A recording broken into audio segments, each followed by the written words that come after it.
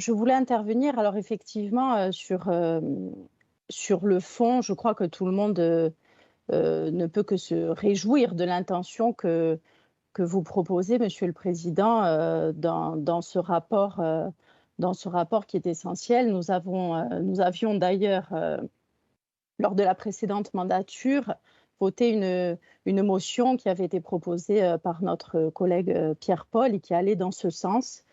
Et je crois que voilà, si sur le fond, l'intention ne peut que réunir tout le monde, je crois que sur la forme, il ne peut y avoir que de nombreuses difficultés.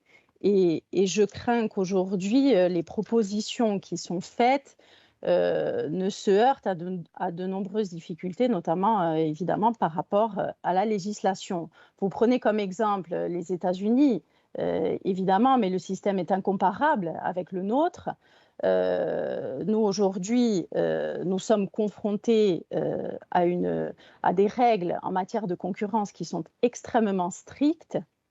Et comme vous l'avez dit, aujourd'hui, 80% de la commande publique déjà rayonne au sein de l'économie insulaire. Donc, je crois, et j'en profite pour saluer les services de la commande publique que j'ai eu la joie d'accompagner avec de nombreux élus qui siègent encore dans cet hémicycle.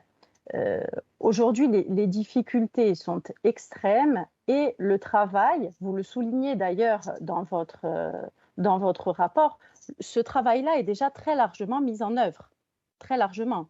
Vous le dites d'ailleurs très clairement dans votre rapport. Alors finalement, qu'est-ce que nous apporte ce rapport aujourd'hui de plus? J'ai l'impression qu'on va se confronter à une espèce de millefeuille administratif qui va venir finalement compliquer un petit peu plus encore ce travail avec une mise en œuvre opérationnelle de la part de la commande publique qui fait déjà un travail considérable à gérer avec les différents services de la collectivité, les agences et offices, toutes ces commandes, à les contrôler, à faire le lien ensuite avec les entreprises pour le suivi.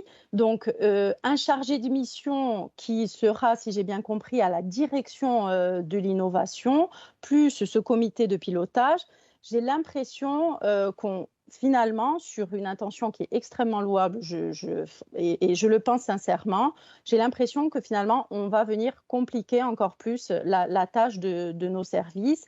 Après, il y a des éléments, bien sûr, la visibilité pour la publicité. Alors là, je vous rejoins complètement. Il y a un travail considérable que l'on peut faire pour accentuer cette communication sur les appels d'offres, l'allotissement, bien sûr. Et je crois, moi, qu'il serait intéressant d'insister beaucoup plus pour nos entreprises insulaires sur l'accompagnement et la formation.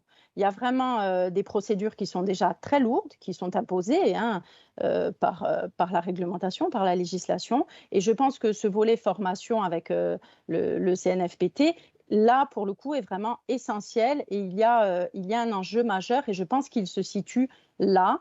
Je pense qu'il manque aussi un acteur dans la proposition que vous faites, c'est la directe, au moins, ou en tout cas les services de l'État, qui de toute façon viendront contrôler et donner leur avis sur les propositions que vous faites.